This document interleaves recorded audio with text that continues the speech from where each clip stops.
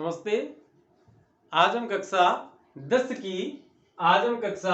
10 की हिंदी विषय की जो पाठ्य पुस्तक है क्षितिज, हिंदी विषय की जो पाठ्य पुस्तक है क्षितिज भाग 2 में संकलित कवि रीतिकालीन कवि देव के द्वारा लिखित सवैये पे हमने पहले बात की थी। आज उनके दो कविता हमारे पाठ्यक्रम में शामिल है, उन कवितों पर चर्चा करने के लिए आपके सामने उपस्थित है। आज कवि देव का कवि परिचय, इनका जीवन और रचना परिचय के बारे में जानना है। एक पीछे वीडियो लगा है, इसी प्लेलिस्ट में से आप वहां से देख सकते हैं। इनके द्वारा लिखित सवैया पढ़ना है, उसकी व्याख्या देखनी है, आप पुराने वाला वीडियो देख सकते हैं। और ये जो दो कविता लिखे हुए हैं हमारे पाठ्य पुस्तक में, दो ही संकलित हैं, दोनों आपके सामने यहाँ लिखे हुए हैं, काली स्याही से सवैया और नीचे उनके शब्दार्थ, यहाँ भी यही है।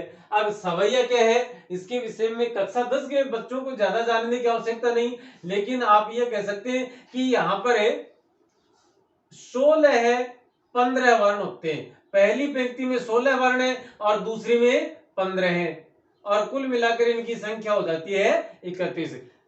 तो 31 आप दोनों में देखेंगे 16-15 16-15 16-15 16-15, और 16-15 पर जब यति होती है 31 वर्ण जब किसी पद में आते हैं, किसी छंद में आते हैं, तो उस पद को अथवा उस छंद को कवित या मनहरण कहा जाता है। अब बाकी बातें आपके काम की ज्यादा नहीं है, तो बाद में बात करेंगे। पहला पद देखें कि डार द्रुम पलना बिछोना नाउ पल्लव के सुमन झिंगोला सोए तन छवि भारी दे पवन झुलावे केकी कीर बतरावे देव कोकिल हलावे हुलसावे कर तारी दे पुरित राग सो उतारे करे राई नोन कंच कली नायिका लतान सिर सारी दे मदन महिपजू को बालक बसंत ताही प्रातः ही जगावते गुलाब चटकारी दे। यहां पर आप बात कर रहे हैं तो कवि देव बसंत ऋतु की बात कर रहे हैं, और बसंत ऋतु को इन्होंने एक शिशु के रूप में स्वीकार किया है, एक शिशु के रूप में मानकर, और बताया है कि एक शिशु, एक छोटा बच्चा है, उसे किस प्रकार से रखा जाता है घर में, और बच्चा भी किसका, राजा का, राजकुमार है, छोटा है, शिशु है, और एक शिशु राजकुमार की देखभाल किस प्रकार से लोग वह करते हैं, उसी प्रकार से यह जो बसंत है, ऋतु बसंत है, इसे ऋतुओं का राजा ऋतुराज कहा जाता है। इसकी किस प्रकार से सार संभाल होती है, देखभाल होती है, चोचले होते हैं, चाव होते हैं, वो देखते हैं। यहां आपके समक्ष शब्दार्थ लिखे हैं। डार का अर्थ है शाखा या डाली, द्रुम का अर्थ है पेड़, पलना का अर्थ होता है पालना, छोटे बच्चों को जिसमें सुलाकर और झुलाया जाता है, हिलाया जाता है। बिछोना मानी बिस्तर, नव मानी नया, पल्लव मानी नए पत्ते, नई कोपल, और सुमन का अर्थ होता है पुष्प, झिंगुला का अर्थ होता है जबला, एक ढीला ढाला वस्त्र, एक सूती कपड़े से अधिकांशतः सील के दिया जाता है छोटे बच्चों को, ताकि उनको पहना सके, और यहाँ कंधे पर उसके डोरी बांध दी जाती है ताकि निकालने और पहनाने में ज्यादा समस्या न हो, और उसे झबला कहा जाता है। सोहे का मतलब सुशोभित होना, पवन का अर्थ है हवा, झुलावे का मतलब है झुलाना, केकी का अर्थ मोर, कीर का अर्थ है तोता, बतरवे मनी बात करना, कोकिल का अर्थ कोयल, हलावे हुलसावे वो उसे बात करती है, बहलाती है, और हुलसावे का अर्थ आनंदित करती है, उल्लास से भर देती है। कर तारी दे, कर मानी हाथ, हाथों से ताली देकर, पूरित पराग शो उतारे करे राई नोन करना, करे राई नोन कि लून राई करनो। आपने घर गांव का मां बुढ़ी लुगाया हुए बे के नहीं, कोई टब्बर के नजर होगी तो वे टब्बर के ऊपर की, और नमक और राई यूं भी ऊपर की, उंवार की, माथे के ऊपर की, सिर के ऊपर की, और या तो फेंक देते हैं या चूल्हे में जला देती हैं। कहा जाता है कि बच्चे की यदि नजर लग जाती है तो वो नजर उतर जाती है। तो राई नोन, पराग का अर्थ होता है फूल के ऊपर, आपने देखा होगा फूल के बीचों बीच कुछ बड़े मुलायम नाजुक नजाकत लिए हुए कुछ एक रेसे टाइप होते हैं, उनके ऊपर एक लाल या पीले गुलाबी रंग का एक छोटा सा बहुत बारीक सा पदार्थ लगा होता है, उसे परागकण या मकरंद कहते हैं। और जब वो झड़ रहे हैं तो ऐसा लग रहा है जैसे कोई इसकी लून राई कर रहा है, नोन राई कर रहा है। कंजकली का अर्थ होता है कमल की कली, सिर वाली लतान का मतलब होता है उसकी लताएं, और साड़ी का अर्थ है साड़ी। मदन का अर्थ है कामदेव, महिप होते हैं राजा, बालक बसंत, प्रातः ही मतलब सवेरे सुबह है, जगावत का अर्थ जगाना, और चटकारी मतलब चुटकी, और कई बार बच्चों को यूं चुटकी दे के जगाते ना, और दे का अर्थ देना। अब देखिए इसका अर्थ देखते हैं। कवि देव बसंत ऋतु को एक शिशु के समान मानकर, और बसंत ऋतु के जो चाव किए जाते हैं, बसंत ऋतु की जो देखभाल की जाती है, उसके विषय में बता रहे। देखिए क्या कहते हैं कि डार द्रुम पलना, कि पेड़ की डाली जिसका पालना हो, जिसमें वह झूले लेता हो, बिछोना नव पल्लव के, और जिसकी बिछोना, जिसका बिस्तर क्या है, नई नई कोंपले जिसके बिस्तर के रूप में है। सुमन झिंगोला सोए, और सुमन मतलब फूलों का झिंगोला, कि बसंत ऋतु में आप जानते हैं कि जो भी पेड़ पौधे होते हैं उन पे नई पत्तियां, नई कोंपले, नए पुष्प, और हम कहें तो आम के जैसे बोर शुरू हो जाते हैं, आम के फूलों को बोर कहा जाता है, तो बोर लगने शुरू हो जाते हैं, या खेजड़ी में मिंजर लगनी शुरू हो जाती है, तो उसी प्रकार से उसके जो फूल हैं वो झबले के समान है, मतलब चारों तरफ फूल ही फूल खिले हुए हैं, ताकि वो उसके शरीर पर, वो बसंत उसे अपने शरीर पर धारण किए हुए है। तन छवि भारी दे, इससे फूल जब खिल गए तो उसका जो शरीर है वो बड़ा भारी छवि प्रदान कर रहा है, बड़ा सुंदर, भारी सुंदर ही लग रहा है। पवन झुलावे, हवा उसे झुला रही है, क्योंकि हवा चलती है तो वो फूल, डालियां, नई कोंपले हिलती है। केकी कीर बतरावे देव, कवि देव कहते हैं कि केकी मयूर, यहां लिखा हुआ है मोर, मोर और तोता उससे बात कर रहे हैं, क्योंकि तोते नए नए जो फल लगते हैं फूलों के साथ उन फलों पर बैठते हैं, मोर बड़े मदमस्त हो जाते हैं, वो भी बोलते हैं। तो केकी कीर, मोर और तोते उससे बात कर रहे हैं। कोकिल हलावे हुलसावे कर तारी दे, और कोयल जो है वो तो इतनी मदमस्त हो जाती है कि हाथों से ताली बजा बजा कर उसे हिला रही है, उसे खिला रही है, और उसे आनंदित कर रही है। किसे? बसंत ऋतु को। मतलब कोयल सबसे ज्यादा कब बोलती है? बसंत ऋतु में। और बसंत कोयल की आवाज इतनी मधुर, इतनी मीठी होती है, शहद से भी ज्यादा। तो कहा जाता है कि वो जैसे बसंत नाम का जो छोटा बच्चा है उस बच्चे के साथ खेल रही है, उससे बात कर रही है, और उसे ताली बजा बजा कर हंसा रही है। और देखिए एक बात, कर ताली दे, हाथ से ताली बजाना। ताली बजाना किसका काम है?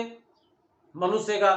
अब देखो एक बात आती है, एक अलंकार माना जाता है, अलंकार का मतलब होता है आभूषण या गहना, कि जब किसी प्राकृतिक पदार्थ या निर्जीव पदार्थ, तो कोयल क्या है? एक प्राकृतिक चीज है। जब किसी प्राकृतिक अथवा निर्जीव चीज पर किसी मानवीय क्रियाओं का आरोप कर दिया जाता है, कि उसे के द्वारा ऐसी चीजें कहला दी जाए कि जैसे जो कार्य मानव करते हैं वो काम वो कर रहे हैं, तो माना जाता है कि वहां मानवीकरण अलंकार है। तो कर तारी दे में मानवीकरण अलंकार है। आगे कह रहे कवि कि पूरी तो पराग सो उतारे करे, उतारो करे राई नौन, कि पराग, फूलों के ऊपर जो पराग भरे पड़े हैं उन, वो पराग जब हवा के चलने से नीचे की तरफ झड़ते हैं, गिरते हैं, तो ऐसा लग रहा है जैसे कोई लून राई कर रहा है, या लून राई करके और नजर उतार रहा है। कंज कली नायिका, कि कमल के पुष्प की या कमल की जो कली है, कली रूपी जो नायिका है, उनकी लताएं, उनकी उनका समूह है, ऐसा लग रहा है जैसे वो सिर पर साड़ी लेकर, जैसे वो अपने सिर की साड़ी से और अपने उस शिशु को छाया किए हुए हैं। किस, कौन से शिशु को? बसंत नामक शिशु को। मदन महिपजू को बालक बसंत ताई, मदन मतलब कामदेव राजा, कि राजा कामदेव जी का बेटा बसंत जो है उसे प्रातः ही जगावत, उसे हर रोज सुबह जगाती है। कौन? गुलाब चटकारी दे, रात को गुलाब की जो कली है वो यूं बंद रहती है, और सवेरा जब होता है तो वो एक चटक, एक चुटकी के साथ यूं खिल जाती है, और गुलाब का फूल यूं एक चुटकी के साथ खिल जाता है। ऐसा कवि की कल्पना है, ऐसी कवि की कल्पना है कि उस चुटकी के माध्यम से गुलाब खिल नहीं रहा है, बल्कि बसंत ऋतु को नींद से जगा रहा है। तो ये चुटकी का खिलना, इस प्रकार से चुटकी का खिलना, लूण राई देना, हाथ ताली बजाकर हाथ से और उससे बात करना, उससे बतलाना, और वो सुमन फूलों का झबला पहनना, ये सारी चीजें मानवीकरण अलंकार हैं। और यहाँ पर कवि देव ने बसंत ऋतु की तुलना एक छोटे बालक अथवा एक शिशु से की है। प्रसंग में हम लिखेंगे, अब इसकी व्याख्या यदि हमारी आती है तो देखिएगा, हम प्रसंग लिखेंगे कि प्रस्तुत पद कवि देव के द्वारा रचित एक कविता है, जिसमें कवि ने बसंत ऋतु की तुलना एक बालक से की है। और बाद में ये जो हमने अभी पढ़ा वो लिख देंगे, और उसके बाद विशेष में हम लिखेंगे, तीन चार चीजें होती है विशेष में हम लिखेंगे। तो एक तो है ब्रज भाषा का प्रयोग किया गया है, एक आप लिखेंगे मानवीकरण अलंकार है, एक आप लिखेंगे कि वसंत को शिशु के समान या बालक के समान मान करे और वसंत ऋतु का वर्णन किया गया है। बस ये आपकी व्याख्या का काम हो जाता है। प्रश्नोत्तर बाद में करेंगे, पहले एक पद और है वो देखते हैं। यहां पर कवि के द्वारा चांदनी रात का वर्णन किया गया है कि चांदनी रात का जो दृश्य है वो किस प्रकार का है। देखें कि फटिक सिलानी सो सुधार्यो सुधा मंदिर उददी दधि को सो अधिकाई उमगे मंद बाहर ते भीतर लो भीति ने दिखे देव दूध गुसो फेन फैल्यो आंगन भरस बंद तारासी तरुणी तमे ठाडी झिल मिली होती मोती की ज्योति मिलो मल्लिका को मकरंद आरसी से अंबर में आभासी उजारी लगे प्यारी राधिका को प्रतिबिंब सो लगत चंद।